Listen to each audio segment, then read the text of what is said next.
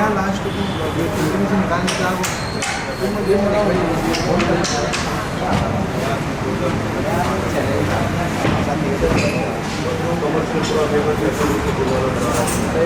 Training کے لیے ہمارے ساتھ جڑے ہوئے ہیں ناگپور سے مولانا مقبول صاحب جو کہ امام و خطیب ہیں وہاں سے محمد احمد مسجد کے، اور وہ بھی المفید ٹورس کے ممبر ہی ہے جو خاص ناگپور سے آئے ہوئے ہیں، ہم کو ٹریننگ دیں گے، تو انشاءاللہ ٹریننگ ابھی شروع ہو جائے گی۔ ہمیں نئے عمل جو کرنے کے ارادے سے یہاں سے جائیں گے، اس کی مختصر ٹریننگ حاصل کرنے کے لیے جمع ہے، کیونکہ بہت اہم مجلس ہے۔ کسی مجلس کو ہم جب شروع کریں تو ہمارے حاضرین کا یہ طریقہ رہا ہے اس کو کلام اللہ کی تلاوت سے شروع کیا جاتا ہے۔ انشاءاللہ آج کی مجلس کا آغاز بھی ہمارے لابل کے ہیں، ہمارے مولانا اسماعیل صاحب فی الحال حیدرآباد میں رہتے، ماشاء اللہ بڑا اچھا کام کر رہے ہیں، بڑی کم عمر میں اللہ تعالیٰ نے بڑا انقلابی کام کیا ہے۔ اتفاقاً وہ لاہور آئے تھے تو میں نے درخواست لے چلو میرے ساتھ ہم لوگ جائیں گے، ماشاء اللہ انہوں نے میری درخواست کو قبول کیا، یہاں پر آئے ہوئے ہیں، ماشاء اللہ بڑے اچھے قاری ہیں، اللہ نے قرآن مجید کو بہت اچھے ڈھنگ سے پڑھنے کا منگا دیا ہے۔ ہم ان کی قراءت سے آج کی اس مجلس کا آغاز کریں گے۔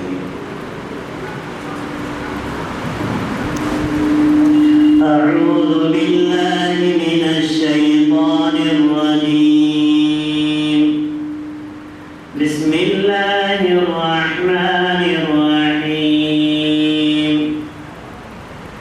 الحج أشهر معلومات فمن فرض فيهن الحج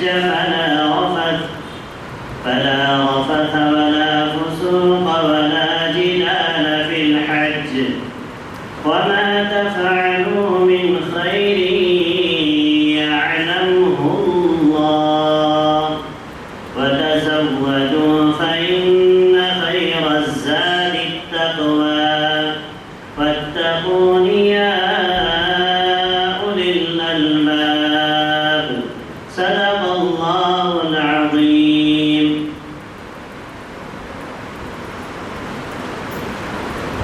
الحمدللہ، اللہ پاک نے ہم سبھی کے دل کے اندر یہ بات ڈالی کہ ہم اس کے گھر کا دیدار اور نبی صلی اللہ علیہ وسلم کے روزے کی زیارت، وہاں پر سلام عرض کرنے، یہ جذبہ لانے ہمارے دلوں نے ڈال دیا ہے۔ اللہ کرے کہ ہمارے جذبے پر اللہ تعالیٰ اپنی قدرت سے تکمیل تک پہنچا دے۔ جب ابراہیم علیہ السلام نے بیت اللہ کی تعمیر کی تھی تو تعمیر سے فراغت کے بعد میں کچھ وہاں کا مٹیریل بچ گیا تھا۔ ابراہیم علیہ السلام نے کہا کہ اللہ یہ بچا ہے، اس کا میں کیا کروں؟ ایک ہوا آئی اور جو ذرات تھے، ریت کے ذرات یا کچھ بھی، اس کو اڑا کر پورے عالم کے اندر پھیلا دیا۔ روایتوں کے اندر لکھا ہوا ہے کہ وہاں کا ذرہ جس زمین کے حصے پر گرا تھا تو قیامت سے پہلے وہاں پر ضرور کوئی نہ کوئی مسجد تعمیر ہوتی ہے۔ وہ ہے بیت اللہ، جو مساجد ہوتے ہیں وہ بھی اللہ ہی کا گھر ہوتا ہے، تو کچھ جگہ پر مسجد تعمیر ہو جاتی ہے۔ اس کے بعد پھر اللہ نے کہا وَأَذِّن فِي النَّاسِ بِالْحَجِّ يَأْتُوكَ رِجَالًا وَعَلَى كُلِّ ضَامِرٍ يَأْتِينَ مِنْ كُلِّ فَجٍّ عَمِيقٍ۔ کہا کہ ابراہیم علیہ السلام اب آپ لوگوں کے درمیان میں اعلان کر دو کہ اللہ کا گھر تعمیر ہو چکا ہے، اس کے حج کے لیے آ جاؤ۔ تو ابراہیم علیہ السلام نے کہا کہ اللہ میری آواز پوری دنیا میں کیسے پہنچے گی؟ اللہ نے کہا کہ آپ آواز لگا دو، پہنچانا ہماری ذمہ داری ہے۔ تو اس وقت میں ابراہیم علیہ السلام نے آواز لگائی تو ہم جہاں پر بھی ہمارا وجود چاہے دنیا میں تھا یا عالم ارواح میں تھا، ہم سب کی روحوں نے کہا تھا لبیک، میں حاضر ہوں۔ تو حدیث میں ہے کہ جس نے بھی وہاں پر عالم ارواح کے اندر لبیک کہا تھا تو ضرور ضرور خانہ کعبہ کے دیدار کے لیے، حج کے لیے حاضر ہوتا ہے۔ تو ماشاء اللہ ہم میں سے بہت سارے احباب نے اس سے پہلے حج کیا ہوگا، عمرہ کیا ہوگا، تو ان لوگوں نے اس عالم کے اندر جب ہم دنیا میں آئے بھی نہیں تھے لیکن ہماری روحیں موجود تھی، تو اس اس وقت میں ہمارے روحوں نے کہا تھا لگ گئے، ہمیں وہ سعادت حاصل ہو گئی۔ اور جو حضرات پہلی مرتبہ جا رہے ہیں تو وہ بھی دل میں سوچے کہ میں بھی خوش نصیب لوگوں میں سے ہوں جنہوں نے لبیک کہا۔ اب اللہ نے مجھے سعادت دی ہے، تو یہ سعادت وہیں سے اللہ نے جو پہلی مرتبہ جا رہے ہیں یا جو لوگ اپنے دل میں طرف رکھ رہے ہیں سب کو وہاں کی حاضری کا، دیدار کا، طواف کا موقع نصیب فرمائے، آمین۔ یہ دیکھیے بیت اللہ کی حاضری، حج کرنا یا عمرہ کرنا یہ روپے پیسے یا کسی کی صلاحیت کے بنا پر بالکل نہیں ہے، بس یہ محض اللہ کی توفیق سے ہوتا ہے۔ اللہ کا گھر ہے، اللہ کی خصوصی تجلیات اس کے اوپر گرتی ہیں۔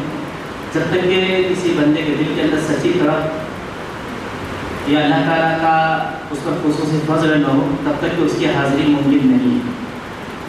دنیا میں بہت سارے بادشاہ ہیں، ہمارے ملک کے اندر بھی دیکھیں کتنے بڑے بڑے بادشاہ ہیں، بڑے بڑے محلات بنائے انہوں نے، تاج محل بنایا، لال قلعہ بنایا اور کیا کیا بنایا ان لوگوں نے، لیکن کسی بادشاہ نے بھی ہندوستان سے چل کر حج نہیں کیا۔ مکے سے پتھر تو لائے یہاں تک کے، لیکن انہیں موقع نہیں ملا۔ مکے میں اپنے خرچ سے بہت ساری عمارتیں بھی بنوائیں، اس وقت میں وہاں کا ڈیولپمنٹ اتنا زیادہ نہیں تھا جتنا آج کے دور میں ہے، وہاں پر تعمیرات تو کرائی لیکن انہیں حج نصیب نہیں ہوا ہے۔ بس یہ جو حج نصیب ہوتا ہے دل کی تڑپ پر اللہ تعالیٰ جس کے اوپر چاہتے ہیں اس کو اپنے گھر بلاتے ہیں۔ تو جو حضرات جا رہے ہیں وہ سب کے سب خوش نصیب ہیں کہ اللہ تعالیٰ نے اپنا مہمان بنا کر کے بلایا ہے۔ جس کے دل میں طلب ہوتی ہے تو اللہ تعالیٰ اسباب کو نہیں دیتے، عجیب طریقے سے اسباب مہیا کر دیتے ہیں۔ تو حج کے لیے یا عمرے کے لیے، خانہ کعبہ کے دیدار کے لیے کسی روپیہ پیسہ، کسی صلاحیت پر یہ ڈپینڈ نہیں ہے، بس اپنے دل کی طرف پر اللہ تعالیٰ دے دیتا ہے۔ یقین ہمارے سب کے دل کے اندر یہی طرف تھی کہ ہم اپنے رب کا گھر جو ہے وہاں پر تجلیات برستی ہیں، اس کا دیدار کریں، اس کا طواف کریں۔ اس لیے سے ہم نے ابتدائی کوشش کی ہے، اللہ کرے کہ اس کوششوں کو جو شریعت اور سنت کا طریقہ ہے اس کے مطابق ہم ادا کرنے والے بن جائیں۔ اس وجہ سے اس کو سیکھنے کے لیے یہاں پر جمع ہوئے ہیں۔ ماشاءاللہ میں ہمارے حارث بھائی سے رمضان سے متعلق ہوں، وہ ہمیشہ ہماری باتیں وغیرہ ہوتی رہتی ہیں۔ ان کا تقاضا تھا کہ شوال میں آپ ہمارے ساتھ میں چلے، لیکن اسباب نہیں تھے، مطلب پاسپورٹ وغیرہ کے اندر کچھ دقتیں تھیں، تو میں ابھی جا کر واپس آ گیا۔ 23 اکتوبر ہم لوگ چلے گئے تھے اور 8 نومبر کی صبح ہم یہاں پر پہنچے ہیں۔ ماشاءاللہ ہم نے وہاں پر جو دیکھا ہے، وہاں کے جو انتظامات ہیں اس کو تو انشاءاللہ میں بعد میں بتاؤں گا۔ سب سے پہلے ہے کہ اب ہم جو جائیں گے یہاں سے، ہمارے جانے کا مقصد کوئی سیر تفریح نہیں ہے۔ جو چھٹیاں چل رہی ہیں یا ہم فارغ ہیں، بجائے انگلینڈ، پیرس وغیرہ جانے کے یا نینی تال ہے، کشمیر وغیرہ یہاں گھومنے کے جانے کے، یہ ہمارا 1 لاکھ روپے کے اندر حج کا عمرے کا سفر ہو رہا ہے، جس طرح سے ہم جا رہے ہیں، یہ نیت ہم میں سے کسی کی نہیں ہونی چاہیے، اور یقین ہم میں سے کسی کی نیت بالکل نہیں ہے۔ نہ سیر و تفریح کے لیے جا رہے ہیں، نہ وہاں کے روڈ راستے دیکھنے کے لیے، نہ وہاں کے عالیشان ہوٹلوں کو دیکھنے کے لیے، نہ وہاں کے دنیا بھر سے الگ الگ قسم کے جو کھانے ملتے ہیں وہ کھانے کے لیے، ہم میں سے کسی کا مقصد بالکل نہیں ہے۔ مقصد ہمارا صرف اور صرف اللہ تعالیٰ کو راضی کرنے کے لیے، عمرہ کرنے کے لیے ہمیں یہاں سے جانا ہے۔ تو اس کی جو عمرہ کا جو طریقہ ہے کوئی زیادہ پیچیدہ نہیں ہے یا کوئی بہت زیادہ اس کو وقت لگے، ایسا بھی نہیں، بہت آسان اور سمپل طریقہ ہے۔ سب سے پہلے یہ ہے کہ ہم نے دل کے اندر ابھی سے نیت کی کہ ہمیں عمرہ کرنے کے لیے جانا ہے، تو جس دن ہم جائیں گے عمرہ کرنے کے لیے یہاں سے روانہ ہو جائیں گے، اس کے لیے ہے کہ اب ہم اپنے گھر سے ہی غسل کر لیں، احرام پہن لیں اور 2 رکعت نماز پڑھ کر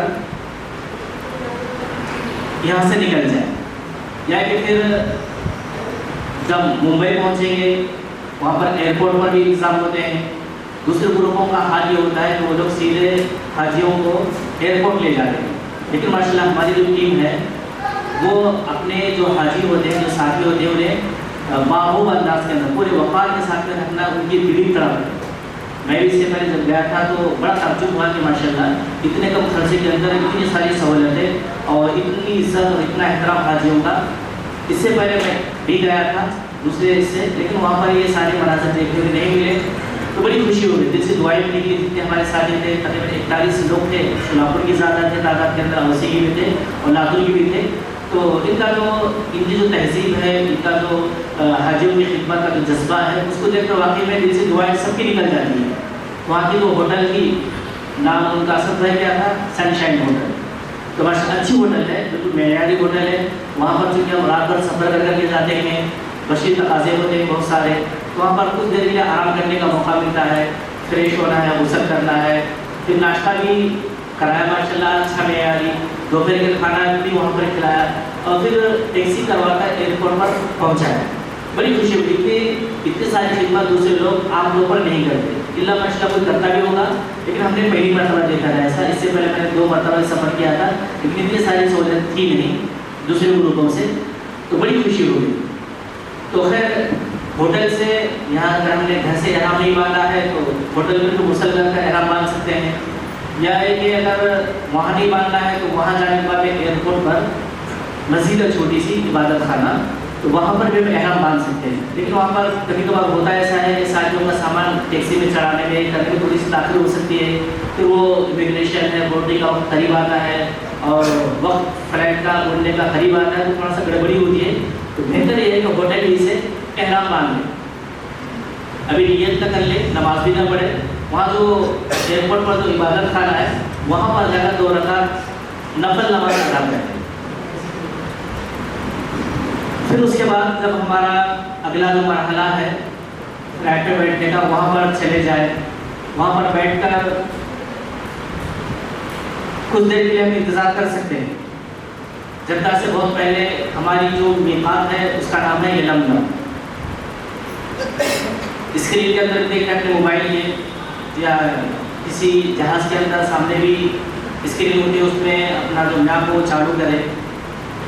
بجائے کبھی کبھار یہ بھی ہو سکتا ہے کہ نیند لگ سکتی ہے, تو میقات سے پہلے اگر ہم نے نیت نہیں کی, اگر میقات ہم نے پڑھا لیا تو اس وقت میں ہم کو ایک دم دینا پڑتا ہے, بکرا زبا کرنا پڑتا ہے. تو بہتر ہے کہ بیٹھنے کے بعد جب اطمینان سے اپنی سیٹ کنفرم ہو گئی اور اطمینان ہو گیا, کچھ دیر کے بعد میں 10-15 منٹ کے بعد میں نیت کر لیں. نیت عربی میں کرنے کی کوئی ضرورت نہیں ہے, بس تلبیہ پڑھنا ہے, لبیک اللہم لبیک لبیک لا شریک لک لبیک ان الحمد والنعمت لک والملک لا شریک لک لبیک. نیت کر لیں دل کے اندر کہ اللہ میں تیرے گھر کا طواف اور عمرے کے ارادے سے میں نے احرام باندھا ہے, اس کو تو قبول کر لیں. پھر تلبیہ پڑھ لیں. تو وہاں پر بیٹھنے کے بعد میں جتنا ہو سکے احرام کی نیت کرنے کے بعد میں تلبیہ گنگناتے رہا کریں, بار بار دل کے اندر پڑھتے رہا کریں.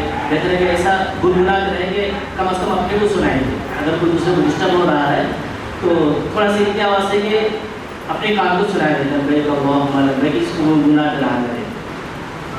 ورنہ چونکہ ہماری یہاں پر عادت یہ ہوتی ہے کہ موبائل کھولتے ہیں, میسیج چیک کرتے رہتے ہیں, ویڈیو کر کے بتاتے رہتے ہیں کہ ہمارا جہاز اڑ رہا ہے, آپ نکل رہے ہیں, یہ ہو رہا ہے. ٹھیک ہے, تو اس سے پہلے کا ہوتا ہے.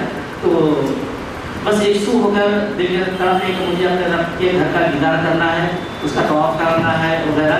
دل کی تمنا یہ ہے پرواز کرنا. نیند آتی ہے تو سو بھی جائے بیٹھے بیٹھے. اس کے بعد جدہ پہنچتے ہیں. پھر جدہ کے بعد وہاں جو قانونی کارروائی مکمل ہونے کے بعد میں جب باہر نکلتے ہیں تو ماشاء اللہ جو بسیں ہوتی ہیں وہ آتی ہیں, پھر ہمیں مکہ مکرمہ لے جاتی ہیں.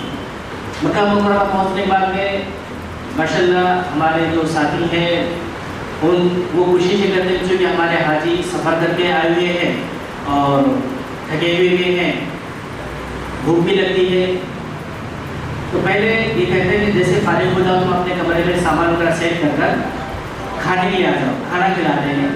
اس کے بعد پھر اگر رات میں پہنچے ہیں تو بہتر یہ ہوتا ہے کہ آرام کرنے کے رات ہی کے اندر عمرے سے ہم فارغ ہو جائیں. جب ہم چلے گئے تھے پچھلی مرتبہ ہم نے سارے ساتھیوں کو ترغیب دی تھی, اگر ہم سو گئے تو چونکہ دن بھر کے رات میں بھی سفر کیا تھا, دن میں بھی سفر کیا ہے, تو نیند اگر لگ گئی تو سستی چڑھ جاتی ہے جسم کے اوپر.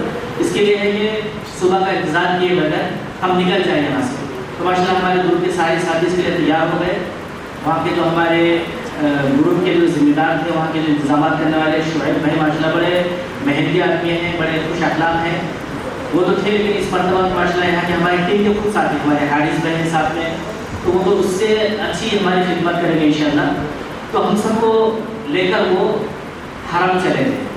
تو جو میں بھی تھا ساتھ میں, تو ساتھ میں وہ جو ضروری آداب ہے وہاں کے وہ سب میں نے بتایا, ہم کو مسجد میں جانا ہے, سارے طریقے وغیرہ. اور ماشاء اللہ ہمارے حارث بھائی بتا رہے تھے کہ آپ کے گروپ کے ساتھ میں بھی 3 حافظ ہیں اور 1 عالم صاحب ہے. بہت خوش نصیبی آپ لوگوں کی. تو حرم جانا ہے، اگر فجر کا وقت ہے یا عشاء کا وقت ہے تو پہلے نماز پڑھنا ہے، نماز کے بعد پھر طواف کرنا ہے. اگر کسی نماز کا وقت نہیں ہے تو مسجد میں داخل ہونے کے بعد مسجد حرام میں نگاہ نیچے کر کر چلے. پھر جیسے خانہ کعبہ سامنے آ جائے تو خانہ کعبہ پر جب پہلی نظر ہماری پڑتی ہے تو پہلی نظر میں جو دعائیں کرتے ہیں تو اللہ تعالیٰ ان دعاؤں کو قبول کرتے ہیں. تو اس وقت میں ہم بہت ساری دعائیں تو کر سکتے ہیں، لیکن سب سے پہلے دعا کریں گے اللہ، کیونکہ پہلے سے ہم درود شریف پڑھتے جا رہے ہیں، تلبیہ پڑھتے جا رہے ہیں. اب نئے طریقے سے وہاں پر کچھ کرنے کی ضرورت ہے، سیدھا بغیر کسی تکلیف کے اللہ تعالیٰ سے مانگنا ہے کہ اللہ میں یہاں پر تیرے دربار میں حاضر ہوا ہوں، یہاں پر میں جتنی دعائیں مانگوں گا وہ ساری جائز تمناؤں کو دعاؤں کو میری تو قبول کر لے. تو پہلی دعا ہماری یہ تھی کہ اللہ میری دعا کو قبول کر. اس کے بعد میں چونکہ ہماری دعا قبول ہو گئی، پھر ہم جو بھی مانگیں گے اللہ تعالیٰ سے، اللہ تعالیٰ ہماری ساری دعا کو قبول کرے. یہ چیز یاد رہے گی شرط کو. اس کے بعد پھر حضرت اسود کے پاس میں جا کر بالکل سیدھا کھڑا ہونا ہے اور وہاں پر جا کر اس کا بوسہ لینا ہے. کیونکہ آج کل بہت زیادہ بھیڑ ہوتی ہے، ممکن نہیں ہے، جہاں سے بھی موقع ملے کھڑے ہو کر جیسے ہم نماز کے ہاتھ اٹھاتے ہیں اس طریقے سے ہاتھ اٹھا کر بسم اللہ اللہ اکبر کہہ کر دوری سے استلام بوسہ دینا ہے اس کو. پھر 7 چکر لگانا ہے. جب وہاں سے نکلیں گے ہم طواف کرتے وقت میں بہت سارے اردو کی کتابوں کے اندر ہر چکر کی الگ الگ دعائیں لکھی ہوئی ہیں. یاد رکھیں وہ جو دعائیں ہیں پہلی چکر میں دعا پڑھے، دوسرے چکر میں دعا پڑھے، کسی حدیث کی دعائیں ثابت نہیں ہیں. جو دعا ہم پڑھنا چاہیں وہ دعائیں ہم پڑھ سکتے ہیں. عربی کی دعائیں یاد نہیں ہیں تو اردو میں بھی کر سکتے ہیں کہ اللہ بچوں کے لیے دعا کر رہے ہیں، والدین کے لیے دعا کر رہے ہیں، کوئی بزرگ ہے اپنے بچوں سے پریشان ہوتے ہیں ان کی ہدایت کے لیے، خواتین ہیں اپنے ساس سسر سے پریشان ہوتے ہیں، ساس سسر ہیں تو اپنے بہو سے پریشان ہوتے ہیں، کوئی اپنے داماد سے پریشان ہے. مطلب جو بھی تمنائیں ہیں بجائے ہم پر ہم ایک دوسرے کو سنا دیں تو ہمارا رب ہے، سارے لوگوں کے بھی اس کے تابع ہیں، تو سارا ٹکڑا اپنے رب کو سنا ہے. ڈائریکٹ ہماری دعائیں بالکل قبول ہو رہی ہیں. تو ساری دعائیں کرتے رہا کریں. جب ہم پہنچیں گے وہاں پر رکن یمانی کے پاس میں، تو وہاں پر میری مستحب یہ ہے کہ رکن یمانی کو اپنا ہاتھ لگا کر آگے بڑھے. اس کو چومنا بھی نہیں ہے، نہ اس کا بوسہ لینا ہے، ہاتھ لگا کر آگے بڑھے. رکن یمانی سے لے کر کے حجر اسود تک کے ایک خاص دعا ہے، ربنا آتنا فی الدنیا حسنہ وفی الآخرۃ حسنۃ وقنا عذاب النار. یہ دعائیں اکثر لوگوں کو یاد رہتی ہے، اس کو پڑھنا ہے. اس کا ترجمہ کیا ہے؟ ربنا آتنا فی الدنیا حسنہ، اے اللہ ہمیں دنیا کے اندر کی جتنے اچھائیاں ہیں وہ سب دے دے، وفی الآخرۃ حسنہ، اور آخرت کی جو نعمت ہے وہ بھی ہمیں دے دے، وقنا عذاب النار، اور آگ کے عذاب سے یعنی جہنم کے عذاب سے ہماری آپ حفاظت کیجیے. تو یہ رکن یمانی اور حجر اسود تک کے پہنچنے کے درمیان کا جو فاصلہ ہے اس میں دعاؤں کو پڑھنا ہے. باقاعدہ طواف کرتے وقت میں جو دعائیں کرنا ہے وہ کرتے رہنا ہے. اس طریقے سے ہمیں 7 چکر لگانا ہے. شروع کے جو 3 چکر ہیں، اچھا ایک چیز میں بھول گیا، جیسے ہم مسجد میں داخل ہو جائیں گے، خانہ کعبہ کا دیدار کیا تو بعض حضرات جو احرام میں لیتے ہیں اپنا سیدھا ہاتھ باہر نکالیں گے اور چادر کو بائیں ہاتھ کے نیچے سے لے کر کندھے پر ڈال دیں گے. سب کو پتہ ہوتا ہے تو اس کو کہتے ہیں اجتباء، چادر کو باہر نکالنا. اور شروع کی جو 3 چکر ہے اس کے اندر یہ ہے، بہتر یہ ہے کہ تھوڑا سا سینہ تان کر مردانہ انداز کے اندر اکڑ کر چلنے کی کوشش کریں. یہ اس لیے کہ جب نبی علیہ السلام عمرے کے لیے آئے تھے تو پہلی مرتبہ تو مشرکین مکہ نے وہاں سے واپس کر دیا کہ اس سال آپ نہیں آ سکتے. دوسرے سال جب چلے گئے تھے تو ایمان والے جو تھے مسلمان وہ بیچارے خانہ کعبہ کے احترام کے اندر بڑے اپنے جھکے ہوئے تھے. تو مشرکین مکہ سب کے سب مکہ مکرمہ کو چھوڑ کر پہاڑوں پر چلے گئے تھے. پہلے مکہ اتنا بڑا نہیں تھا، آس پاس جو جبل ابو قبیس ہے، ادھر کے جو پہاڑ ہے اس کے اوپر چڑھ کر کے بیٹھے ہوئے تھے، وہاں سے دیکھ رہے تھے. اور یہ کہہ رہے تھے کہ لوگ مدینہ جا کر بیمار ہو گئے ہیں، ان کے اندر کی قوت ختم ہو گئی ہے. تو اس کو دکھانے کے لیے نبی صلی اللہ علیہ وسلم نے کہا تھا کہ تھوڑا سا اپنے جوہر کو دکھاؤ اور تھوڑا سا اکڑ کر چلو اور تیز تیز قدموں سے چلو، دوڑنے کے انداز کے اندر چلو، تاکہ ان کو پتہ چلے کہ مسلمان جو یہاں سے چلے گئے ہجرت کر کر وہ کمزور نہیں، ماشاء اللہ اپنی طاقتور ہے. تو یہ نبی علیہ السلام نے ترغیب دی تھی اس وقت میں، لیکن عمل ہمیں ابھی بھی کرنا ہے. تو 3 چکر اس طریقے سے لگانا ہے، تھوڑا سا رمل کرتے ہیں اپنے سینوں کو تھوڑا سا یہ کر کر، اور تھوڑا سا چونکہ ابھی بہت زیادہ بھیڑ ہوتی ہے تو ہلکی ہلکی قدموں سے تھوڑا سا تیز تیز چلنے کی کوشش کرنا ہے. اگر یہ بھی ممکن ہے تو کوئی بات نہیں ہے. تو 3 چکر شروع کر رمل کرنا ہے، تھوڑا سا تیز قدموں سے چلنا ہے. اس کے بعد جو 4 چکر ہیں تو اس کو پھر اپنے جو نارمل انداز سے چلنے کا اس طریقے سے ہم 7 چکر کمپلیٹ کر لیں گے. اور ہر چکر پر جب ہم پہنچیں گے حجر اسود کے پاس میں موقع ہے تو بوسا دے اس کو، اگر موقع نہیں تو دوری سے استلام کر کر آگے بڑھے. جب ہمارے 7 چکر مکمل ہو جائیں گی پھر مقام ابراہیم کے پاس میں ان دنوں کے اندر تو ممکن ہے کہ اس کے قریب جا کر ہم نماز پڑھیں، اور پڑھنا بھی نہیں چاہے. لوگ طواف کر رہے ہوتے ہیں ان کو بڑی دقت ہوتی ہے، اور ہماری وجہ سے کسی کو اگر تکلیف پہنچے تو بیچارہ دل سے کچھ ہمارے تعلق سے کہہ بھی نہیں سکتا ہے. وہاں کے جو انتظامات کرنے والے بیچارے پولیس والے ہیں، وہاں کے علماء ہیں، وہ بھی بڑے چڑ جاتے ہیں کہ پتہ نہیں لوگ کیوں نہیں مانتے بات کو. کوئی ایزا پہنچتی ہے وہاں پر جا کے کسی کو تکلیف دے تو وہ جو نفل پڑھنے کا ثواب ہے اس سے زیادہ گناہ ہم کو ہو سکتا ہے. اس لیے وہاں پر گھس کر نماز پڑھنے کے لوگوں کو ڈسٹرب کرنے کی کوشش نہ کریں. پورے مسجد حرام کے اندر جہاں پر لوگ نماز پڑھیں گے وہاں پر ہمیں مقام ابراہیم کے پاس میں جو نماز پڑھنے کا ثواب ملتا ہے وہی ثواب ہم کو بھی مل جائے گا. بہت سے لوگوں کی ایک خواہش ہوتی ہے اور ایک ہوتا ہے وقت کا تقاضا، اسلام کا منشا. اپنے نفس کے تقاضے کو ہم پورا کریں گے لیکن اسلام کا منشا ختم ہو جائے گا. وہاں پر اصل اسلام کا منشا کو پورا کرنا ہے. حضرت عمر رضی اللہ تعالیٰ عنہ نے کبھی بھی حضرت اسود کا بوسہ نہیں دیا، اس واسطے کہ وہ طاقتور تھے. وہ سمجھتے کہ اگر میں وہاں پر چلا جاؤں گا تو میری وجہ سے لوگوں کو تکلیف پہنچے گی، اس لیے وہ وہاں پر قریب نہیں جاتے تھے. تو ان کا ایمان ہم سے کہیں زیادہ پاورفل تھا، ان کا تو جذبہ ہم سے زیادہ تھا، لیکن انہوں نے لوگوں کو تکلیف سے بچانے کے لیے کام نہیں کیا تھا. ہم کو بھی وہاں پر جا کر لوگوں کو تکلیف پہنچے ایسا کوئی کام ہم کو نہیں کرنا ہے. اس کا اہتمام کریں گے انشاءاللہ. جب ہم 2 رکعت نماز پڑھیں گے تو وہاں پر بیٹھ کر ہم دعائیں کر سکتے ہیں. اگر موقع ہے تو ایک ہے ملتزم، حجر اسود اور کعبے کا دروازہ، اس کے درمیان کا جو حصہ ہوتا ہے اس کو کہتے ہیں ملتزم. وہاں پر دعائیں قبول ہوتی ہیں تو وہاں پر جا کر چپک کر دعائیں کرنا ہے. لیکن بہتر ہے کہ جب ہم عمرہ کر رہے ہیں تو اس وقت میں وہاں پر لوگ خوشبو لگاتے ہیں کہ ہمارے جسم کو خوشبو لگ جائے گی. تو یہ عمرے کے آداب کے خلاف ہے. جو کنڈیشن ہے عمرے کے اندر یہ چیز نہیں کرنا، اس کے خلاف ہمارا ہو جائے گا. اس لیے اس کو چمٹے نہیں، دور کھڑے ہو کر جتنا ممکن ہو سکے دعائیں کریں تھوڑا سا فاصلے سے. لیکن وہاں پر بہت زیادہ بھیڑ ہوتی ہے، لوگ دھکر رہے ہوتے ہیں، ایک دوسرے کو کھینچ رہے ہوتے ہیں. اس لیے بہتر یہ ہے کہ وہاں پر جانے کے بجائے اس کے سامنے پہنچ کر دعائیں کریں، خوب دعائیں کریں. جو مانگنا ہے اللہ تعالیٰ سے مانگیے اور اس یقین کے ساتھ بھی مانگیے کہ اللہ تعالیٰ میری ہر دعا کو اور دعا کے ہر لفظ کو قبول کر رہا ہے. تو وہاں سے فارغ ہو کر زمزم پی لیں. جو آپ کے ساتھ میں رہیں گے ہمارے ذمہ دار تو ماشاء اللہ وہ بتائیں گے کہ ہمیں سعی کرنے کے لیے کس راستے سے جانا ہے. جو لوگ پہلی مرتبہ جا رہے ہیں ان کو پریشانی ہوتی ہے کہ کدھر سے نکلے کہاں جائے. اس کے لیے بہتر یہ ہے کہ پورا گروپ ایک ساتھ میں رہے. اب جب وہاں پر جائیں گے تو وہاں پر آپ دیکھیں گے کہ انڈونیشیا کے جو لوگ ہوتے ہیں، ملیشیا کے جو لوگ ہوتے ہیں، بڑے منظم لوگ ہوتے ہیں، بالکل بیچارے غیر موذی ہوتے ہیں، کسی کو تکلیف نہیں دیتے. ان سے بھی کسی کو تکلیف نہیں پہنچتی اور وہ بھی کسی کو تکلیف نہیں پہنچاتے. بالکل منظم انداز کے اندر خاموشی کے ساتھ میں وہ اپنے اعمال پورے کرتے رہتے ہیں. تو بہتر یہ ہے کہ جس کو پہلے سے آتا ہے وہ نہیں سمجھے کہ مجھے آتا ہے میں اپنے طور پر کروں گا. جو ہمارے نئے ساتھی ہیں ان کو ساتھ میں لے کر چلنے کی کوشش کرنا ہے.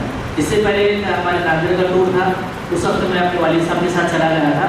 تو میں نے دیکھا کہ ہم لوگ تو اپنا عمرہ کر کر واپس آ گئے. پورنا کے ایک صاحب تھے تو میں نے دیکھا کہ وہ ہم سے پہلے کمرے پہنچے ہوئے ہیں، کپڑے بھی تبدیل کیے ہوئے ہیں. تو میرے کو دیکھتے ہی کہہ رہے تھے تم لوگ کہاں چلے گئے تھے. میں نے پوچھا کہ ہم عمرے سے فارغ ہو کر آ گئے ہیں. پھر ہم پوچھا کہ تم بہت جلدی فارغ ہو گئے. تو اس نے پوچھا کہ میں تو جب سے یہیں پر بیٹھا ہوا ہوں. بیچارے نے احرام بھی نکال دیا اور نہا دھو کر کپڑے پہن کر کے بیٹھا ہوا ہے. لوگ آئیں گے انتظار کریں گے. وہ جو ٹور والے تھے اپنے تو پر آئے لوگوں سے کہا جب یہ راستہ جاتا ہے وہاں پر اور چلے جاؤ عمرہ کر کے یہاں پر آ جاؤ. ناشتے کا ٹائم کتنے بجے رہے گا، ناشتے میں حاضر رہے گا. باقی جو ترتیب ساتھوں میں لے جانا انہوں نے کچھ بھی کسی کو نہیں بتایا کیونکہ میں بھی تھا اس کے اندر اور ہم اپنے تو پر چلے گئے تھے. پھر میں ان سے کہا رہے بہن لگے بلکہ آپ نے تو احرام بھی بول دیا ہے، سورہ مکے میں آئے ہوئے ہیں تو ایسا کرو مسجد عائشہ جاؤ. وہ کہا مجھے نہیں پتا. پھر میں ان کو ساتھ لے گیا مسجد عائشہ سے ان کا احرام بنوا کر لے کر گیا. پھر وہ چونکہ دن بھر تھکاوٹ میں عمرہ کرتا ہے مغرب کے بعد جب ان کو لے کر گیا اور کہا کہ دیکھو میں یہاں پر رکتا ہوں، اس کے 7 چکر لگاؤ. جب 7 چکر ہو جائے تو میں اسی جگہ پر آپ کو ملوں گا. وہ بیچارے بڑے دور تک چلے گئے پھر بھاگ کر واپس آ گئے. نوجوان تھے وہ بڑے مجھے ڈر لگ رہا تھا میں گھوم رہا میرا کیا ہوگا. حالانکہ سفر میں تو بڑی بڑی باتیں کر رہے تھے لیکن دن کے اعتبار سے بیچارے کچھ نہیں جانتے تھے. تو میں نے کہا کہ ٹھیک ہے میں طواف کی نیت کیا 7 چکر ان کے ساتھ میں لگوایا اور پھر ان کو صفا مروا کر لینا. پھر کہا کہ یہاں سے وہاں تک جاؤ تو وہاں سے واپس آ جاؤ. پھر کبھی لکھی ہوئی ہے ان الصفا والمروہ من شعائر اللہ. اس کو ہم پڑھتے بھی جائیں کہ صفا اور مروہ اللہ تعالیٰ کی نشانی میں سے نشانیاں ہیں. یہ دل کے اندر تصور کرتے ہیں کہ اللہ کی نشانی میں سے ایک نشانی پر چڑھ رہا ہوں. وہاں جانے کے بعد میں خانہ کعبہ کی جانب رخ کر کر جیسے ہم تکبیر لیے ہاتھ اٹھا کے اللہ اکبر کہہ کر بسم اللہ اللہ اکبر کہہ کر اس کو چھوڑنا ہے، تو وہاں سے ہمارا صفا پہاڑی سے سعی شروع ہو جائے گا۔ تو چلتے ہوئے راستے میں توحید کے جو کلمات ہیں، جیسے تیسرا کلمہ ہے سبحان اللہ والحمدللہ لا الہ الا اللہ واللہ اکبر، اس کو پڑھنا ہے اور اس کو پڑھتے ہوئے سعی کرنا ہے۔ یہ بھی پڑھ سکتے ہیں، اس کے ساتھ جو دعائیں کرنا ہے، چونکہ متبرک جگہ ہے تو وہاں پر دعائیں بھی کرتے رہنا چلتے چلتے، باتیں نہیں کرنا چلتے وقت میں کہ وہ آدمی کیسے چل رہا ہے یا بیچ میں کیوں آ رہا ہے، ہمارا وہ ساتھی کہاں ہے، سارے ساتھی ایک ساتھ میں مل کر چلتے رہے اور اپنے دل کے اندر دعائیں پڑھتے رہا کرے۔ اب وہاں پر دیکھیں کہ بہت سارے دوسرے ملکوں کے لوگ ہوتے ہیں، وہ اپنے سارے گروپ میں لے کر کرتے کہ ایک ساتھی کتابیں لے کر پڑھ رہا ہوتا ہے زور سے، دوسرے لوگ اس کے سامنے پڑھ رہے ہوتے ہیں، تو جو دوسرے لوگ ہیں جو بیچارے 100 کے ساتھ میں پورے خوشو خضو کے ساتھ میں اپنی دعائیں کر رہے ہیں تو ان کو ڈسٹرب ہوتا ہے، ایسا کرنا نہیں چاہیے۔ لیکن جو لوگ کرتے ہیں تو ان کو روکنا بھی نہیں ہے، تو اپنے عمل اپنے جانیں گے، تو اپنی دعائیں کرتے ہوئے صفا مروہ کی سعی کرنا ہے۔ صفا سے چلے جائیں گے مروہ تک کے ایک چکر ہوگی، پھر مروہ سے صفا پر آئیں گے تو دوسری چکر ہو جائے گی۔ جب ہم صفا سے مروہ جائیں گے تو وہاں پر یہی کرنا ہے، خانہ کعبہ کی طرف دیکھ کر بسم اللہ اللہ اکبر کہہ کر ہاتھ چھوڑنا ہے نیچے، اور پھر اس کے بعد دعائیں کرتے ہوئے تیسرا کلمہ پڑھتے ہوئے چلنا ہے۔ اس طریقے سے ہمارے 7 چکر ہو جائیں گے۔ جب 7 چکر مکمل ہو جائیں گے تو باہر نکل کر جگہ جگہ حلاق میں بال کترانے والے حجام جس کو ہم کہتے ہیں، وہاں پر لگ اپنے بالوں کو ترش والے، تو ماشاء اللہ ہمارا عمرہ مکمل ہو گیا۔ اس کے بعد ہم اپنا احرام کھول سکتے ہیں۔ تو یہ بہت مختصر ہے، احرام کھول کر لے جانا ہے، مسجد میں نیت کرنا ہے، اور پھر مسجد حرام میں جا کر حجر اسود کا بوسہ لے کر طواف کرنا ہے، 7 چکر لگا کر مقام ابراہیم پر 2 رکعت نماز پڑھنا ہے، دعائیں کرنا ہے، زمزم پینا ہے، صفا مروہ کی سعی کرنا ہے، اور اپنے بالوں کو کم کرنا ہے یا حلق کرانا ہے، اور پھر اپنے بالوں کو ایک انگلی کا لپیٹے 1 انچ کے قریب، آدھے انچ کے قریب جتنے بال آ جائیں انچز اس کو کم کر دینا ہے۔ ہاں جی، تو یہ مختصر طریقہ ہے۔ ایک چیز ابھی ہمارے بھائی نے یاد دلائی، مردوں کے لیے یہ ہے کہ جب ہم صفا سے نکلیں گے مروہ کی جانب، صفا سے نکل کر بہت جلدی ایک گرین لائٹ آتی ہے، پہلے تو صرف 2 لائٹ لگی ہوئی تھی یہاں پر اسٹارٹ پر اور اینڈ پر، لیکن ابھی پورا گھیرا گیا ہے۔ اسی ایریے کے اندر مردوں کو تھوڑا سا دوڑنا ہے، دوڑ کر وہاں تک پہنچنا ہے، جیسے گرین لائٹ کا ایریا ختم ہوگا اس کے بعد پھر نارمل انداز کے اندر صحیح کرنا ہے، اور عورتوں کو وہاں پر دوڑنا نہیں ہے، اپنی جو چال ہے اسی انداز کے اندر چلنا ہے۔ ویسے مختصر سا طریقہ ہے، زیادہ الجھن نہیں ہے۔ پھر وہ بہت سارے لوگ یہ کہتے ہیں کہ پہلے سے کر یہ دعا پڑھو وہ دعا پڑھو، کوئی کمپلسری نہیں کہ وہ دعائیں پڑھے، جو ہم کو دعائیں کرنا ہے وہ دعائیں کرتے رہنا ہے۔ اور ساتھ ایک بات یہ یاد رکھیں کہ طواف کرتے وقت میں خانہ کعبہ کو نہیں دیکھنا، طواف کرتے وقت اپنی نگاہوں کو نیچے دیکھ کر نیچے رکھ کر چلنا ہے، جیسے حضرت اسود کا آ جائے وہاں پر پھر خانہ کعبہ کو دیکھ کر حضرت اسود کو دیکھ کر بوسہ لینا ہے، استلام کرنا ہے، پھر یہ کرنا ہے۔ طواف کے دوران خانہ کعبہ کو نہیں دیکھنا چاہیے۔ ان چیزوں کو ذہن میں رکھیے، اگر کسی کو سوال پوچھنا ہے تو بھی پوچھ سکتے ہیں، اور ماشاءاللہ ہمارے ذمہ داروں کے اندر کی حافظ ہیں، عالم صاحب بھی ہیں، ان کو بھی اپنی دل میں جو سوال کھٹے بے جھجک ان کو پوچھنا ہے، ان چیزوں کی یاد رکھیے۔ تو ماشاءاللہ جب اس سے فارغ ہو جائیں گے تو ہم اپنی مرضی سے طواف بھی کر سکتے ہیں ہر نماز کے بعد میں۔ پہلے ہم ٹائم ٹیبل فکس کریں کہ ہمیں اتنے دن یہاں پر رہنا ہے، ہمارے ٹیم کے لوگ بتا دیں گے کہ ہم کو یہاں پر مکے میں کتنے دن رہنا ہے اور مدینہ میں کتنے دن رہنا ہے، پھر مکہ سے مدینہ کون سی تاریخ کو جانا ہے، یہ سارا شیڈول وہاں جانے کے بعد میں جب جدہ پر جب پہنچیں گے پورا مسئلہ اکٹھا ہوتا ہے، تو بس کے اندر ساری ترتیب بتائی جاتی ہے کہ دیکھو ہمیں مکہ اتنے بجے پہنچیں گے، پھر کھانا اتنے بجے کھائیں گے، اتنی دیر کے بعد ہم کو سب کو مل کر عمرے کے لیے نکلنا ہے طواف کے لیے، تو جو شیڈول بتائیں گے اس حساب سے اپنا نظام عمل طے کر لیں، ہر دن کا طے کر لیں۔ ورنہ ہوتا ہے کہ بہت سارے ساتھیوں کو ہم نے دیکھا ہے یہاں سے تو جاتے ہیں لیکن جماعت سے نماز پڑھنا ہے ان کے لیے بہت مشکل ہوتا ہے، وہاں پر کوشش کریں کہ ہر نماز ہماری حرم کے اندر مسجد میں پہنچ کر کے ہو جائے۔ بہت سارے ساتھی اذان ہونے کے بعد روڈ پر نماز پڑھتے ہیں، بہت سارے لوگوں کی نماز بھی ہوتی نہیں ہے، کیونکہ اتنا فاصلہ ہوتا ہے کہ کبھی کبھار 100 میٹر کا فاصلہ ہوتا ہے، وہاں پر کچھ لوگ کھڑے ہوئے روڈ کے اوپر اور یہاں پر کچھ لوگ کھڑے ہوئے ہیں، تو زیادہ فاصلہ ہونے کی وجہ سے نماز پڑھنا بھی بہت مشکل ہوتا ہے۔ ہم میں سے ہر ساتھی کوشش کریں حرم میں پہنچ کر نماز پڑھیں، ٹھیک ہے انشاءاللہ۔ تو جو شیڈول بتایا جائے گا اس کے حساب سے ہمیں کام کرنا ہے۔ یہ تو ہوگا عمرہ کرنے کا طریقہ. باقی ہم جس جگہ پر جا رہے ہیں بڑی معتبر جگہ ہے, ہر نیکی کا ثواب 1 لاکھ کے برابر ہے. تو جہاں پر وہاں پر نیکی کا ثواب جیسے بڑھ جاتا ہے, گناہوں کا وبال بھی بہت زیادہ ہو جاتا ہے. اس لیے وہاں جا کر کوشش کریں ہم میں سے کسی کا کوئی گناہ نہ ہونے پائے. نگاہوں کی حفاظت ہے اور زبان کی حفاظت ہے. جو ہم کو جو اسلام پر عمل کرنا ہے وہ کوئی زیادہ مشکل نہیں ہے. بس ہمارے جو جسم کے اعضاء ہیں اسی کا نام ہے, اس کے حرکت کا نام ہے اسلام پر عمل کرنا. کھانے کا وقت ہم نے دیکھا تو ماشاءاللہ 20 نیکیاں مل رہے ہیں. اگر اسی آنکھ سے ہم نے کسی غیر محرم کو دیکھا تو گناہ ہو رہا ہے. والدین کو محبت کی نگاہ سے دیکھا تو ماشاءاللہ 1 مقبول حج و عمرے کا ثواب مل رہا ہے. اگر غیر محرم کو دیکھا چاہے مرد ہو یا عورت تو اسی آنکھ سے نیک کام بھی ہو رہا ہے اور اسی آنکھ سے گناہ کا کام بھی ہو رہا ہے. کان سے ہم نے قرآن مجید کی تلاوت سنی تو ماشاءاللہ ہم کو ثواب ملا.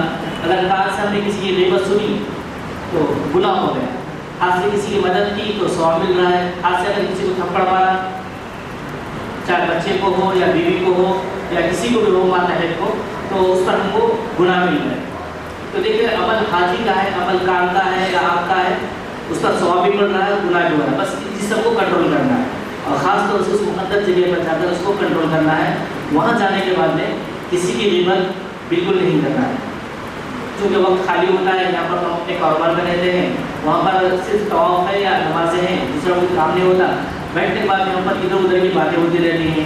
مثلاً خاص طور سے اس پر کنٹرول کریں کہ ہمارے وہاں پر پہنچنے کے بعد میں کسی کی غیبت نہ ہو, نہ ساس کی, نہ نند کی, نہ دیورانی کی, نہ جٹھانی کی, نہ سہیلی کی, نہ پڑوس کی, کسی کی کوئی غیبت نہیں ہے. جاتے وقت یہاں سے ہم جو سچے دل سے معافی مانگیں گے تو وہ سچے دل سے معافی مانگیں. ایسا نہیں کہ واپس آنے کے بعد پھر دیکھ لیں گے.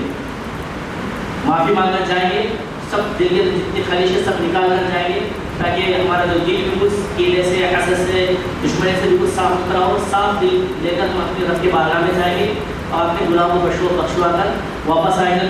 پوری زندگی ہم اپنے آپ کو صاف ستھرا رکھتے ہی زندگی گزاریں. اس لیے سے ہم کو یہاں سے نکلنا ہے اور وہاں جانے کے بعد میں گناہوں سے اپنے آپ کو بچانے کی پوری کوشش کرنا ہے. کریں گے انشاءاللہ. اور دوسری چیز یہ ہے کہ یہاں پر رہتے ہیں, یہاں پر رہتے ہوئے ہم اپنے دوستوں سے یا رشتہ داروں سے ہفتوں بات نہیں کرتے, لیکن وہاں جانے کے بعد سب کی یاد آتی ہے. کھانے کا آگا تو آپ بھی کر رہے ہیں. میں نے بہت سارے ساتھیوں کو روکا بھی چاہے کسی بھی ملک کا ہو, میں ان کو ہاتھ پیچھے کرنے کے لیے کہا. ویڈیوگرافی کر رہے ہیں آن لائن میں اور بتا رہے ہیں کہ میں کھانے کا آگا تو آپ کر رہا. دیکھو میں حضرت اسود کے پاس پہنچا ہوں, اب دیکھو میں حتیم میں جانے کی کوشش کر رہا ہوں. وہاں پر جسم موجود ہے اور دل اس کا اپنے دوستوں کے اندر, رشتہ داروں کے اندر اٹکا ہوا ہے. تو بہتر یہ ہے کہ اپنے وہاں کا جو سم ملے گا اس کو چارج ہی نہ کریں. ماشاءاللہ ہمارے گروپ سے جو حضرات جاتے ہیں ہوٹل بالکل معیاری ہے. آپ کو فون پر بات کرنے کے لیے نیچے استقبالیہ میں آ کر بات کرنے کی ضرورت نہیں. ہر روم کے اندر وائی فائی کا کنیکشن ہے, اپنے بیڈ پر بیٹھ کر بات کر سکتے ہیں. جب خالی ہو جائے تو ایک مرتبہ میسج بھیجیں کہ ماشاءاللہ ہم بہت خیریت سے پہنچے ہیں, عمرے سے ہم فارغ ہو چکے ہیں. جتنے ہمارے فیملی گروپ ہوتے ہیں یا جو رشتہ دار ہوتے ہیں ان کو ایک میسج بھیجیں, وائس میسج, کہ ہم بالکل خیریت سے پہنچے ہوئے ہیں, عمرہ مکمل ہو گیا ہے, آپ لوگوں کو بھی یاد آ گئی. ماشاءاللہ ہم نے سب کے لیے دعائیں کی ہیں اور آئندہ بھی ہم دعائیں کریں گے. اب ہماری فکر نہیں کیجیے, اعمال کے اندر گزاریں. فون کے اندر دوستوں سے بات کرنے میں, رشتہ داروں سے بات کرنے میں وقت کو ضائع نہ کریں. کوشش کریں کہ کھانے کا وقت ہوگا, آرام کا وقت ہوگا, ہمارا زیادہ سے زیادہ حرم کے اندر گزر جائے. جب بھی ہم مسجد حرام میں داخل ہو جائے تو اعتکاف کی نیت کر لیں. پہلے درود شریف پڑھ لیں, پھر مسجد میں داخل ہونے کی دعا پڑھ لیں. مسجد میں داخل ہونے کی دعا اللہم افتح لی ابواب رحمتک. پھر یہ نیت کریں کہ اللہ میں جتنے دیر یہاں پر رہوں گا اعتکاف کی نیت سے رہوں گا. تو مسجد حرام میں داخل ہونے کا ثواب, وہاں پر نماز پڑھنے کے ثواب کے علاوہ اعتکاف کا بھی ثواب ہم کو مفت میں ملتا رہے گا. ان چیزوں کا اہتمام کیجیے. تو ماشاءاللہ جب وہ بتا دیں گے کہ اتنی بجے ہمیں یہاں پر لوکل مکے کی زیارتوں کے لیے جانا ہے تو وقت سے پہلے ہم سب مل کر تیار ہو جائیں. کیونکہ آپ دیکھیں گے وہاں پر مکے کے اندر بھیڑ بہت زیادہ ہوتی ہے. بس والے وہاں پر ہم کو جو زیارت کے لیے جانے والے ہوتے ہیں وہ زیادہ تر وہاں پر انتظار نہیں کر سکتے, چڑ جاتے ہیں. ہم ان کا تعاون کریں, ان کو پریشانی میں اور دقت میں نہ ڈالیں. تو فوراً جو وقت دیا گیا ہے وہ وقت سے پہلے تیار ہو کر نیچے پہنچ جائے اور بس کے اندر سوار ہو جائے. تو وہاں پر ہمارے معلم رہیں گے, ساتھ میں گائیڈ بھی رہیں گے, وہ سب بتائیں گے کہ یہاں پر یہ بلڈنگ ہے, یہاں پر یہ تھا, یہاں پر یہ تھا, ساری چیزوں کی ہم کے زیارت کرائیں گے. پھر وہ منا ہے, مزدلفہ ہے, عرفات کا میدان ہے, یہ سب کرائیں گے. پھر ماشاءاللہ ہمارے گروپ کی جانب سے جو لوگ جاتے ہیں تو عرفات مینا کے بعد میں جعرانہ بھی لے جاتے ہیں. جعرانہ آگے تھوڑا سا فاصلے پر ہے. نبی صلی اللہ علیہ وسلم نے جب مکہ مکرمہ فتح ہو گیا تھا تو ایک جنگ ہو گئی تھی, جنگ حنین. اس کی تفصیلات انشاءاللہ پر گائیڈ بتا دیں گے, آپ تفصیل کے اندر بہت سارے لوگوں نے سن بھی لیا ہوگا. تو وہاں پر چلے گئے نبی صلی اللہ علیہ وسلم. وہاں کے لوگوں نے ایک قبیلہ تھا, بڑا خونخوار قبیلہ تھا. انہوں نے سارے جنگجو قبائل کو جمع کر کر یہ کہا تھا کہ ان لوگوں نے مکے کے لوگوں کو شکست دی ہے, اب ہم اکٹھا ہو کر سب مل کر جو مسلمان یہاں پر آئے ہوئے ہیں ان پر حملہ کریں گے اور مسلمانوں کو جو مکہ مکرمہ نے فتح کیا ان کے ہاتھوں سے چھین لیں گے. جب نبی علیہ السلام کو اطلاع ملی تو آپ صلی اللہ علیہ وسلم نے وہیں سے لوگوں کو کہا کہ ہمیں جانا ہے ان لوگوں سے جنگ کرنے کے لیے. تو نبی علیہ السلام وہاں پر پہنچے تو ماشاءاللہ اللہ تعالیٰ وہاں پر فتح نصیب فرمائی. جب وہاں سے واپس ہو رہے تھے تو مدینے کے لوگ غمگین تھے کہ آپ نبی صلی اللہ علیہ وسلم کا جو اصلی وطن ہے مکہ ہے, آپ کو بہت پسند ہے, مکے کے اندر رہیں گے. تو مکے کے جو لوگ تھے مسلمان وہ یہ سمجھ رہے تھے کہ آپ صلی اللہ علیہ وسلم شاید دوبارہ مدینہ چلے جائیں گے, کشمکش میں تھے.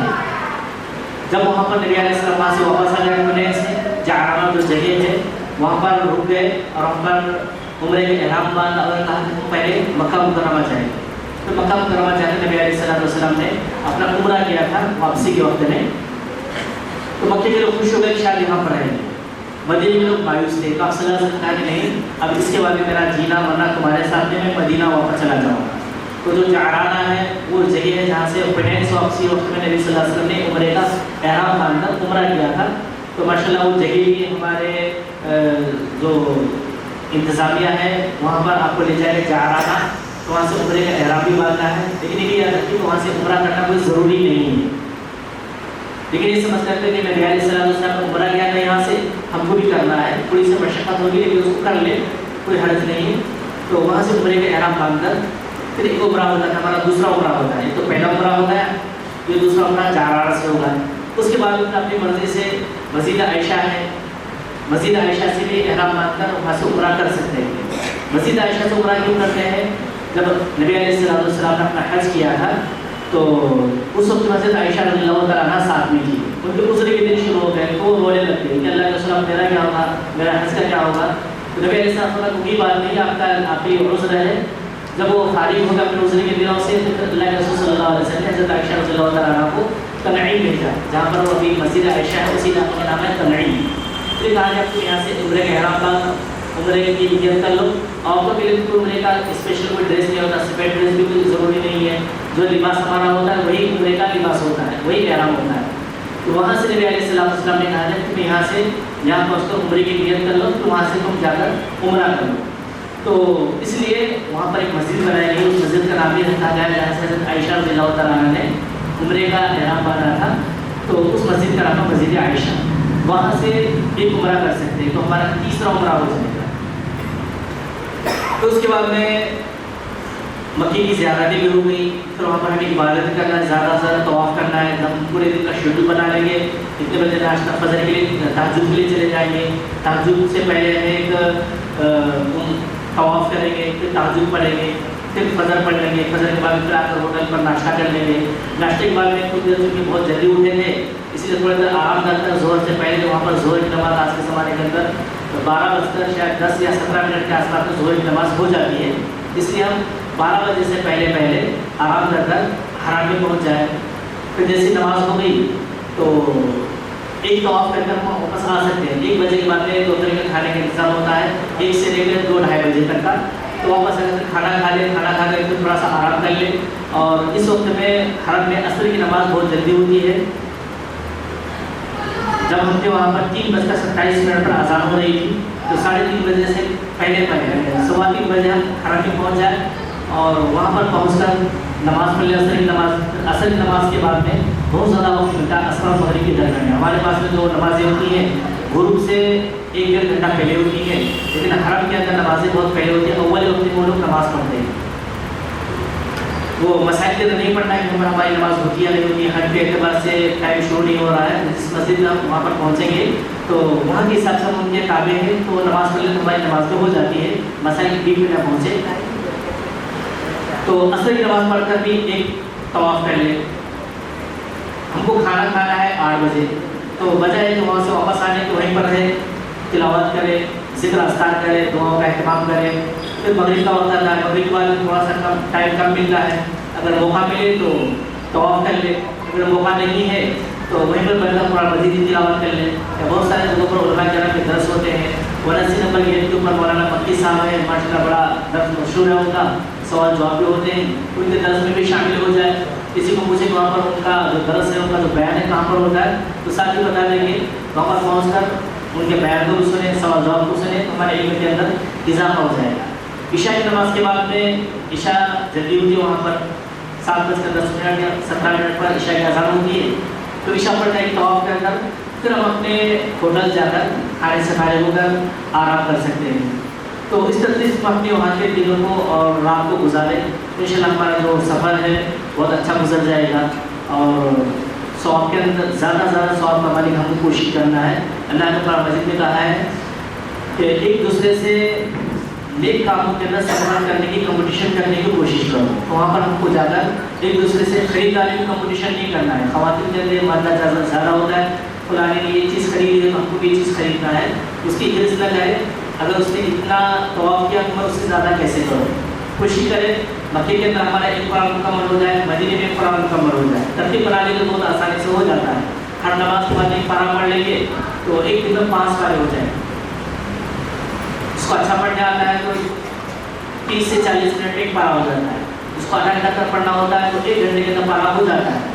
تو ایک پارہ پڑھنے کی کوشش کریں, چاہے حرم میں بیٹھ کر یا پھر روم میں بیٹھ کر تھوڑا تھوڑا کر کر ایک پارہ ہو جائے ہر نماز کے بعد میں, تو ایک دن میں 5 پارے ہو جائے. تو 6 دن میں ہمارا ماشاءاللہ مکمل قرآن مجید ہو جائے گا. وقت کو فارغ رکھیں گے تو شیطان دل کے اندر وسوسے ڈالتا ہے.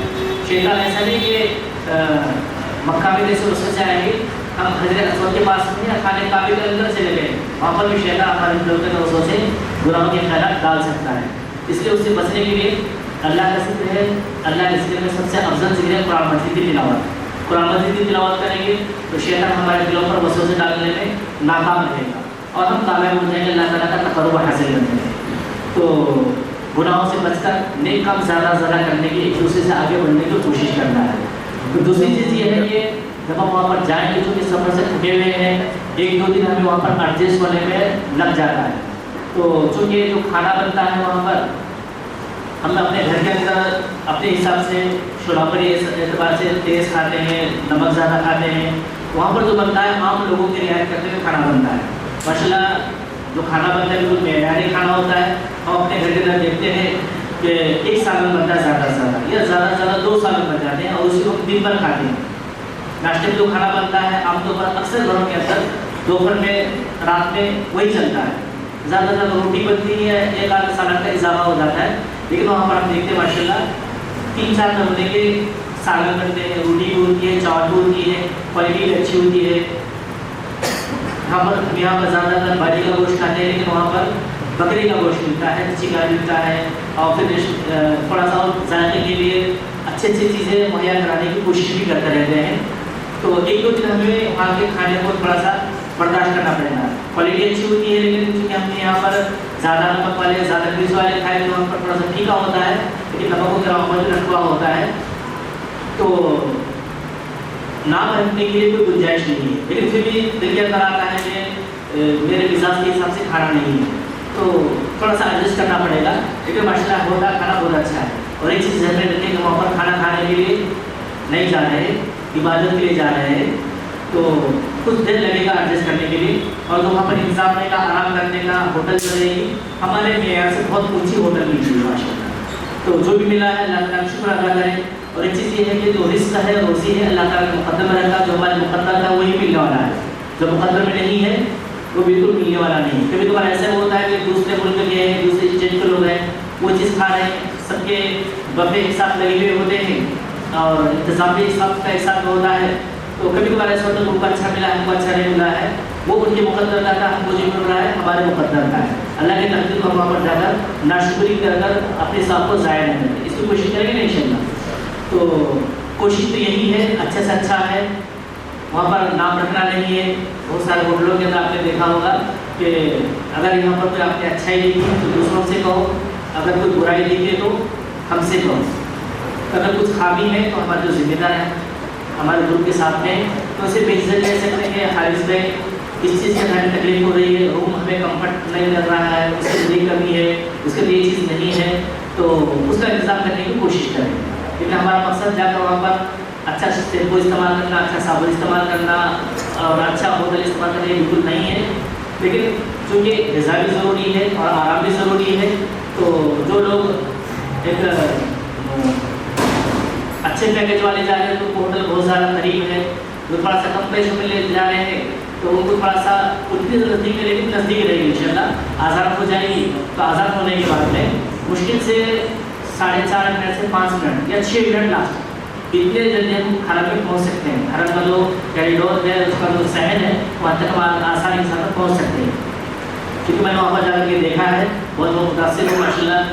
میں خود اپنے ویڈیو بناتے رہتا ہوں، شارٹ ویڈیو بھی بناتا ہوں، تو میں نے پوری جو تفصیلات ہیں ہر جگہ کا میں نے شوٹ کیا تھا لیکن ٹائم نہیں ملا تھا، تو ایسا کرتے کرتے مکہ مکرمہ میں جو ہم نے جو بھی کیا ہے اس سب کو میں نے ترتیب دیا ہے، اب اس کو بس اپلوڈ کرنا ہے انشاءاللہ۔ ہمارا جو گروپ کا جو چینل ہے اس کو میں اپلوڈ کروں گا ہمارے حارث بھائی کے ذریعے سے، اس کے اندر پوری معلومات میں نے دیا ہوں کہ یہ جگہ ہے، یہاں پر یہ ہے، یہاں پر یہ ہے، تو وہاں پر جا کر ہمارے جو گائیڈ رہے گا وہاں پر وہ بھی آپ لوگوں کو ترتیب بتا دیں گے۔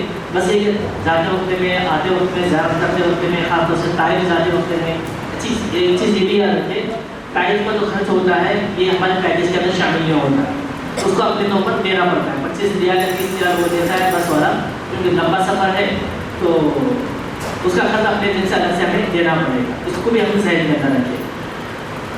تو طائف جب جا رہے ہیں تو ہم یہ بھی تصور کریں کہ دیکھو خشک پہاڑ ہے، جلے ہوئے پہاڑ ہے، راستے میں کوئی ہرا بھرا نہیں ہے، اتنے سارے راستے کو عبور کر کر نبی صلی اللہ علیہ وسلم طائف چلے گئے تھے، تو یہ بھی تصور کریں کہ یہ پہاڑ ہیں، انہوں نے نبی صلی اللہ علیہ وسلم کا دیدار کیا تھا، اب ان پہاڑوں کو ہم دیکھ رہے ہیں، صحابہ کرام نے نبی علیہ السلام کو دیکھا تھا، وہ تو دنیا کے اندر ہے ہی نہیں، لیکن وہاں کے جو پہاڑ ہیں، وہاں کے جو جنگلات ہیں، وہاں کے جو بھی چیزیں ہیں، یہ تصور کریں گے کہ ان چیزوں نے ہمارے نبی صلی اللہ علیہ وسلم کو دیکھا تھا، ہم ان کا دیدار کر رہے ہیں، صحابہ کو نہیں دیکھا ہم نے، لیکن جن پہاڑوں نے نبی کو دیکھا ان پہاڑوں کو دیکھ رہے ہیں، یہ تصور کر کے جائے تو وہاں بھی مسجد ابن عباس رضی اللہ تعالیٰ عنہ ہے، اس کا بھی دیدار کرے، طائف کا جو پرانا بازار ہے جس میں نبی علیہ السلام کو وہاں کے کافروں نے پریشان کیا تھا وہ بھی ہے، تو مرموز 3 صاحب وہ جو 3 جو سردار تھے ان کے گھروں کے کھنڈرات اب بھی موجود ہیں، ان کو محبت کی نگاہ سے نہ دیکھیں بلکہ یہ کہ دیکھیں اللہ نے ان کے کھنڈراتوں پہ اس طریقے سے بھی باقی رکھا ہے، عبرت کے لیے ان کا نام و نشان مٹا دیا ہے، لیکن جو لوگ ایمان والے ہیں ان کو باقی رکھا ہے۔ جو باغ ہے جس کے اندر نبی علیہ السلام رکے تھے، جہاں پر ایک مسجد بنی ہے، مسجد عدنان اسلامی، جو خادم نے خدمت کیا تھا اس کے نام سے وہاں پر مسجد بنی ہے، اس کا دیدار بھی کر لیں تاکہ دیکھیں کہ اس باغ کے اندر وہ باغ تب موجود ہے لیکن وہ جگہ کو محفوظ کیا گیا ہے، 4 دیواریں ہیں، وہاں پر جانے میں دور سے ہم اس کو دیکھ سکتے ہیں، تو یہ ساری چیزوں کا دیدار کرتے ہیں، اس تصور کے اندر سوچیں کہ یہ ساری چیزیں ہیں جہاں پر نبی علیہ السلام نے سفر کیا تھا۔ تو اس کے بعد مدینہ طیبہ لے جایا جاتا ہے، مدینہ طیبہ کے جو آداب مختصر ہمارے مولانا اسماعیل صاحب ہیں وہ بتا دیں گے۔ مثلاً دوسرے جو ٹور والے ہیں ان کو جب یہ کہا جاتا ہے کہ ہمیں بدر میں لے کر کے چلو تو تھوڑا سا کتراتے ہیں، کیونکہ جو ہائی وے ہے مکہ سے شام جانے والا اسی سے گاڑیاں بس والے لے جاتے ہیں، لیکن جب وہ بس والوں ہمارے گروپ لوگ درخواست کرتے ہیں تو ہمیں بدر بھی لے جاتے ہیں۔ بدر وہاں پر آپ کو بتایا جائے گا اسپاٹ پر کہ یہاں پر جنگ ہو گئی تھی، یہ جو مسجد ہے یہاں پر نبی علیہ السلام کا خیمہ تھا، یہاں سے نبی علیہ السلام نے پورا جنگ کا نقشہ بنایا تھا، مکے کے لوگ ادھر سے آئے تھے، مدینے سے صحابہ کرام اس لینڈ سے آئے تھے، وہاں پر بدر میں جو صحابہ کرام شہید ہو گئے تھے ان کی بھی مزارات ان کے نام بھی ایک بورڈ پہ لکھے ہوئے ہیں، تو اس کو پڑھ کر ان کے لیے کچھ عیسائی ثواب بھی کریں۔ مزارات کے نشانات وہاں پر نہیں ہے کیونکہ جب مزارات کے نشانات ہوتے ہیں تو لوگ وہاں پر جا کر شرک کرنا شروع کرتے ہیں، اس لیے جو عرب مملکت کے لوگ ہیں توحید کے اندر بہت مضبوط ہیں، شرک جہاں پر ہونے کا امکان ہے تو اس نشانے کو باقی نہیں رکھتے، بس ایک چیز بتا دیتے یہاں پر ایک چیز تھی، تو وہاں پر جا کر ان صحابہ کرام سے کچھ نہیں مانگنا ہے بلکہ صحابہ کرام جس سے مانگتے تھے اللہ تعالیٰ سے اس سے ہمیں مانگنا ہے، ان کے لیے سارے ثواب کرنا ہے، یہ ساری چیزیں بتا دیں گے۔ اچھا پھر آگے چل کر جب ہم واپس آئیں گے مدینہ طیبہ تو انشاءاللہ ہمارے حارث بھائی براور سے درخواست بھی کریں گے کہ ایک کنواں ہے اس کو کہتے ہیں بیر روحا، نبی علیہ السلام جب بدر سے واپس آ رہے تھے تو وہاں پر نبی علیہ السلام نے نماز بھی پڑھی تھی، اس کنویں سے وضو بھی کیا تھا اور اس کے اندر اپنا لوہا میں لہر بھی ڈالا تھا، تو اس کے اندر اللہ نے شفا رکھی ہے۔ ایک صحابی بیمار تھے، اللہ کے رسول صلی اللہ علیہ وسلم نے اس کا پانی اس کو پہلایا تھا، ماشاء اللہ اس کو شفا مل کر اس کی باتیں کبھی اس کی بیماری قریب نہیں آئی، تو وہ پانی کے پاس میں کنویں کے پاس میں لے جاتے ہیں تو تو وہ پانی وہاں سے ہم لے بھی سکتے ہیں، وہاں پر کوئی پابندی نہیں ہے، باہر ٹوٹیاں لگی ہوئی ہے، اس کو بیچ جو پانی نکلتا ہے ٹنکی کے اندر جمع ہے اس میں سب لے سکتے ہیں، اتنا لینا چاہے لے سکتے، اس میں کوئی پابندی نہیں ہے، لیکن زیادہ اگر لیں گے تو زمزم کو دقت پیش آ جائے گی، سامان غلط پیک ہو جائے گا تو اس میں پھر وزن کا مسئلہ آ جائے گا، اس لیے 1-2 لیٹر مشکل سے لے لیں ساتھ میں تاکہ دوسری چیزوں کو دقت نہ آنے پائے۔ تو پھر اس کے بعد پھر مدینہ طیبہ نزدیک آتا ہے، جب مدینہ جیسے جیسے نزدیک آ جائے گا تو دل کے اندر طرف اور تمنا یہ ہو کہ وہ شہر ہے جس میں ہمارے نبی صلی اللہ علیہ وسلم آرام فرما رہے ہیں، اور اللہ تعالیٰ سے دعائیں بھی کریں کہ اللہ کا اے اللہ اس مقدس شہر کے اندر ہم داخل ہو رہے ہیں، تو یہاں کے آداب ہیں، یہاں کا جو کچھ بھی ہے نبی علیہ السلام کی تکلیف پہنچانا نہیں چاہیے، اس سے ہماری حفاظت فرما اور پورے ادب کے ساتھ ہم رہے، اس کی اللہ تعالیٰ سے مدد مانگے۔ اور ایک چیز یہ ہے کہ مولانا مکی نے ایک مرتبہ کہا تھا جب نبی صلی اللہ علیہ وسلم مکہ سے ہجرت کر کے مدینہ پہنچے، کیونکہ مدینہ طیبہ وادی کے اندر ہے، تو وہاں جانے کے بعد میں صحابہ کرام بیمار ہو گئے تھے، وہاں کے جو منافقین تھے انہوں نے مسلمانوں کو مذاق اڑانا شروع کیا، صحابہ کرام دن بدن کمزور بھی ہو رہے تھے، تو نبی صلی اللہ علیہ وسلم نے کہا کہ یہ جو مدینہ ہے اس کی مٹی کے اندر بھی شفا ہے، ایک جگہ پر وادی شفا ہے، انشاءاللہ وہاں پر لے جائیں گے ہمارے حدیث میں، تو اس جگہ پر نبی علیہ السلام نے کہا کہ تم اپنی شہادت کو انگلی کو زبان پر رکھو اور اس کے بعد میں مدینے کی اس مٹی پر اپنی انگلی رکھو اور اس کے بعد میں پھر اس کو چاٹ لو، اور پھر یہ کہو کہ اللہ یہ تیرے نبی کا شہر ہے، یہاں کی مٹی میں آپ نے شفا رکھی ہوئی ہے، میری ہر بیماری سے آپ شفا عطا فرمائیے، مجھے شفا عطا فرمائیے۔ تو جو بیماری ہے، چاہے کسی کو شوگر ہو، ہارٹ کا مسئلہ ہے یا بڑی سی بڑی بیماری ہے، پورے عقیدت کے ساتھ میں، پورے دل کے یقین کے ساتھ میں کہے کہ انشاءاللہ اللہ تعالیٰ میرے ہر بیماری کو ختم کرے گا نبی علیہ السلام کو الفاظ کی وجہ سے۔ حدیث میں وہ دعا بھی ہے، انشاءاللہ میں حدیث میں بتا دوں گا، وہ ہندی وغیرہ میں لکھ کر سارے ساتھیوں کو پہنچا دیں گے، تو وہ دعا پڑھ کر اگر اوپر نہیں آتا تو کم از کم اردو کے اندر بھی پڑھ سکتے ہیں، تو وہ پڑھ کر چاہتے اس کو انشاءاللہ یقین کے ساتھ میں کریں، اللہ تعالیٰ ضرور شفا دے گا۔ میں اپنے والد صاحب کے ساتھ میں تھا جب پہلی مرتبہ گیا تھا، تو میں نے چونکہ یہ حدیث سن رکھی تھی تو والد صاحب کو وہاں پر لے جا کر ان کا گھر پر انگلی مارو، تو انہوں نے چاہا، تو میں نے کہا کہ آپ کو جو بھی تکلیف ہے اس کے تعلق سے اللہ تعالیٰ سے دعائیں کرو۔ جب آگے سے کام کیا گیا ہوگا تو ماشاء اللہ نہ شوگر تھا نہ بی پی تھا نہ کچھ تھا، بالکل صحت مند تھے۔ ان کا انتقال ہوگا، اللہ ان کی مغفرت فرمائے۔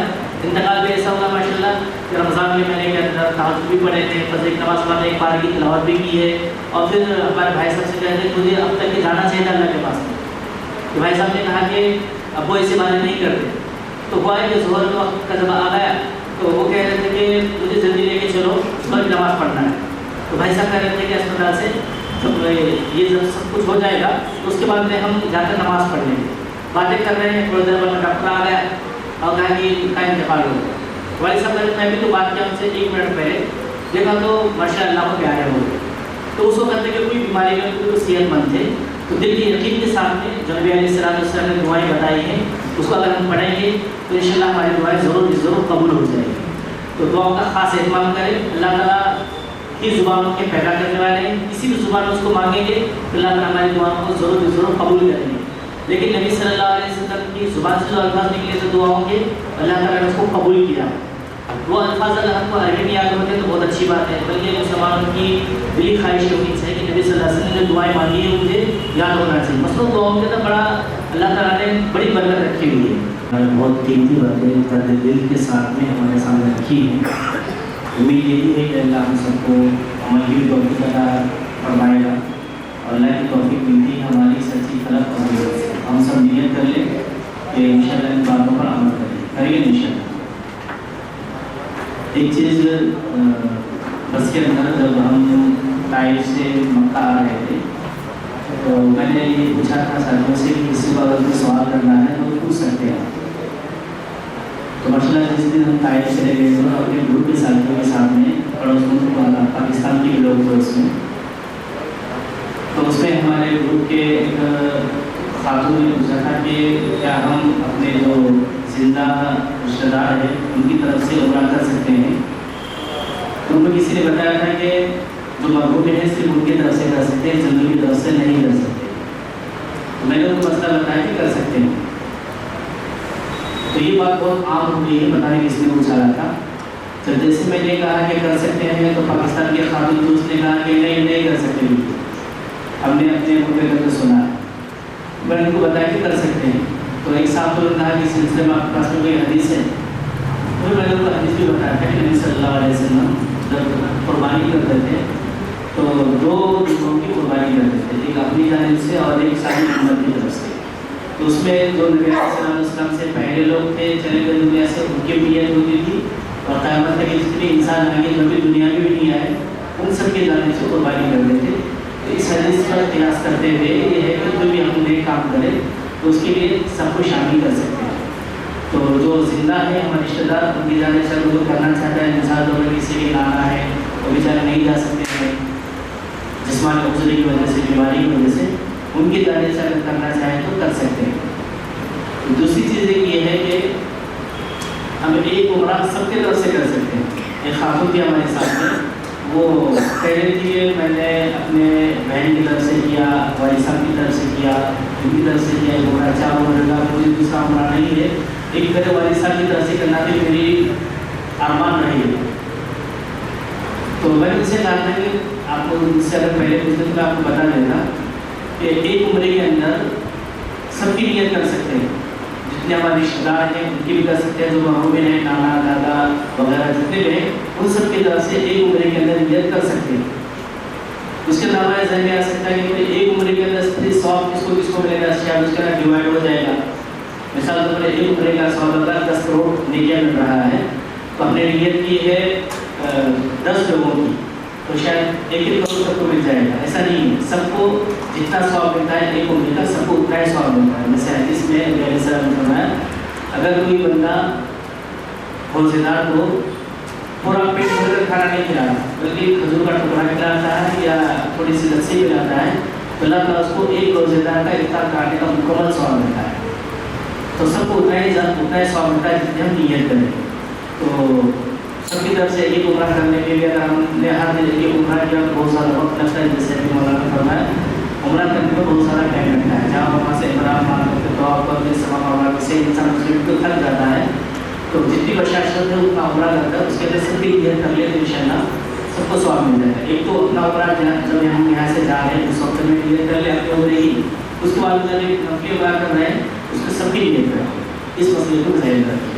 اب ایک چیز رہ جاتی ہے احرام باندھنے کی، کہ احرام کیسے باندھنا ہے. شاید سب لوگوں کو پتہ ہے، یوٹیوب پر بہت ساری ویڈیو وغیرہ ہیں کہ کیسے احرام باندھنا ہے، پھر بھی پریکٹیکلی طور پر ابھی ہمارے اصل بھائی ہیں یہاں پر یا عبد الباسط ہے، دونوں میں اس کو احرام باندھنے کا طریقہ بتا دیں.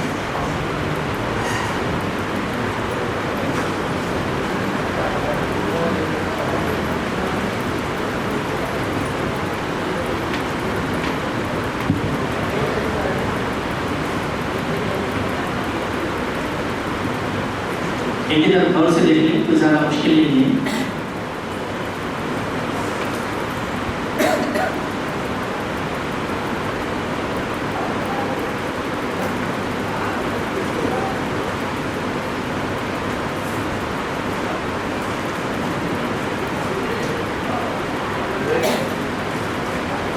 ایک چادر کو اس طریقے سے باندھ لیں آپ کے اوپر سے.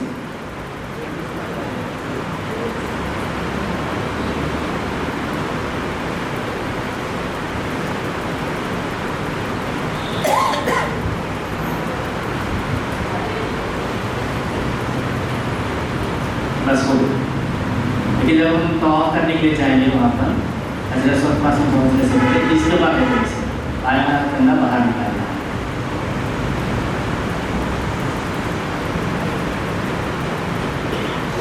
باقی یہ جو طریقہ ہے اگر کسی کو اگر ایسا آتا تو ٹھیک ہے، ورنہ لنگی جو باندھتے ہیں اس طریقے سے کسی بھی طریقے سے باندھ سکتے ہیں. بہت آسان ہے.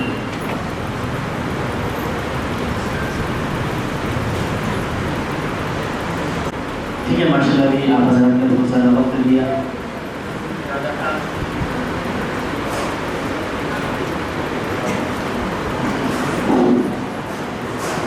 ارادہ تھا 1 گھنٹے کے اندر سب کو نمٹا دینا، لیکن آپ لوگوں کی توجہ کی وجہ سے جو ہم نے کھاتا سوچا تھا اس کے علاوہ بہت سارے باتیں آپ کے حضرات کے سامنے آ گئی. ہمارے مولانا اسماعیل صاحب نے ماشاء اللہ پچھلی بار ہم سب کے سامنے رکھی ہیں. اللہ ان سارے باتوں کو قبول فرمائے، ہمارے اندر بھی اخلاص نصیب فرمائے، اور آپ حضرات کو عمل کریں گے وہاں پر جانا اس میں بھی خصوصی اخلاص अल्लाह पैदा फरमाया उसको कबूल करो। एक चीज़ आपने भी रखी, दिल की नीयत हमेशा कबूल करेगा, क्योंकि दिल की नीयत के अंदर थोड़ी सी गड़बड़ी आ गई, अल्लाह ताला उस अमल को कबूल नहीं करते। हमारे जाने का मकसद सिर्फ अल्लाह को राज़ी करने के लिए उम्रा करना है, लोगों को दिखाने के लिए कि मैंने इतने दौर किया, मैंने इतने उम्रे किया, ये मेरा 8वां उम्रा है, ये मेरा 6वां उम्रा है वगैरह, ये बताने के लिए बिल्कुल नहीं, बस अल्लाह को खुश करने के लिए। इससे पहले हमने 1 साल पहले 2 साल पहले उम्रा किया था, अब नीयत होनी चाहिए कि 2 साल के अंदर मुझसे को गुनाह हुए हैं, अल्लाह ताला इस उम्रे की बरकत से मेरे गुनाहों को माफ़ करेगा और कबूल करेगा, इसलिए से जी कर सकते।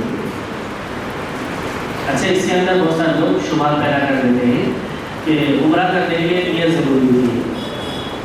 जब आप अपने मरहूम की जानिब से उम्रा कर रहे हैं तो बोलने की उनकी नियत हम कैसे कर सकते हैं? उसके वही है जिसे नबी सल्लल्लाहु अलैहि वसल्लम ने सबकी जानिब से जुम्मा सुबह किया था, उसमें हमने से किसी ने नियत नहीं की कि नबी अलैहि सल्लम जो जुम्मा सुबह कर रहे हैं वो मेरे तरफ से ही, नबी अलैहि सल्लम ने सबकी नियत की थी, तो ऐसे हम भी अपने घोड़े के अंदर किसी जानिब से कर रहे हैं उनकी जानिब से कर सकते हैं। जैसे नबी सल्लल्लाहु अलैहि वसल्लम ने फरमाया, जब तुम अपने लिए नमाज पढ़ो तो अपने मरहूम के लिए भी नमाज पढ़ो। मतलब ये कि नमाज पढ़ने के बाद दुआ करो कि अल्लाह इसका सवाब हमारे मरहूम को पहुँचाए। तो इसके अंदर उम्रे के अंदर यही है कि उनकी जानिब से जो हम करते हैं ये नहीं होती कि इसका जो सवाब मिलेगा, हमारे दादा साहब या चाचा साहब जिसकी जानिब से हम कर रहे हैं उनको सवाब पहुँचाना मकसद होता है। जैसे हम मरहूम के लिए इंसान सवाब करते हैं, मस्जिद बनाते हैं, तो उसमें तो ये नहीं करते कि कब्र में जाकर पास जाकर उनको पूछे तो नियत कर लो, बस हमारी नियत होती है उनको सवाब पहुँचाने की। वैसे ही हम उम्रा करते हैं उनको सवाब पहुँचाने की नियत से उम्रा करते हैं। और किसी को कुछ पूछना है तो पूछ सकते हैं। ठीक है, वक्त ज़्यादा हो गया है, माशाल्लाह आप लोग साथ में रहेंगे उम्रे में, तो साथ में जो हमारे उलमा वफात रहेंगे उनसे आप पूछ सकते हैं।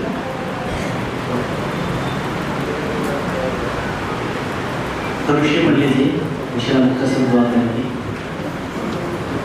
अल्लाहुम्मा सल्लि अला सय्यिदिना मुहम्मद व अला आलि सय्यिदिना मुहम्मद व सल्लिम। अल्लाहुम्मा अस्सलाम व अस्सलाम व हिय्या व अस्सलाम व अखिल जन्नत व अस्सलाम। अल्लाहुम्मा ला मानिअ लिमा अ'तैत व ला मु'ति लिमा मनअत व ला तु'ति लिमा मनअत। अल्लाहुम्मा ला शिफाअ इल्ला शिफाउका कामिलन इश्फिना मिन कुल्लि मरज़in व दवा'i सक़म। ऐ अल्लाह हमारे गुनाहों को माफ़ कर, खताओं को गलतियों को माफ़ कर, अब तक हमसे जितने गुनाह हो चुके हैं उन सबको माफ़ कर। अब अपने ज़िंदगी के अहकामात इताअत और प्यारे नबी सल्लल्लाहु अलैहि वसल्लम के सुन्नतों के मुताबिक गुज़ारने की तौफ़ीक़ अता फरमा। अल्लाह हमारे यहाँ पर हाज़िर लोगों को कबूल कर, जो बातें तुमने अल्लाह यहाँ पर सुनी है, हमने दी हुई है, उन सब पर अमल करने की तौफ़ीक़ अता फरमा। अल्लाह इस उम्रे के अंदर हम सब के अंदर इखलास नसीब कर, जो बुरा होगा उसके अंदर जो अमाल होगा उन सबको कबूल कर। सफ़र के लिए जो मशक्क़त हो जाएगा उन सारी मशक्क़तों को आसानी में तब्दील करना, इंतज़ाम में सहूलत अता फरमा। पहला हर काम के अंदर इखलास नसीब करना। नबी अलैहिस्सलाम ने खैर के मौके पर जिस भी खैर के से दुआ चाहिए हम सब उसको में हिस्सा सकते हैं, हमारे साथ नसीब करना। जिन जिन शुरू वक़्त से पढ़ा चाहिए उससे पढ़ा सकते हैं, हमारे पास हमारे दुआ नबी अलैहिस्सलाम ने सब में कबूल कर। सल्लल्लाहु तआला अलैहि मुहम्मद व अला आलिहि व अस्हाबिहि अजमईन।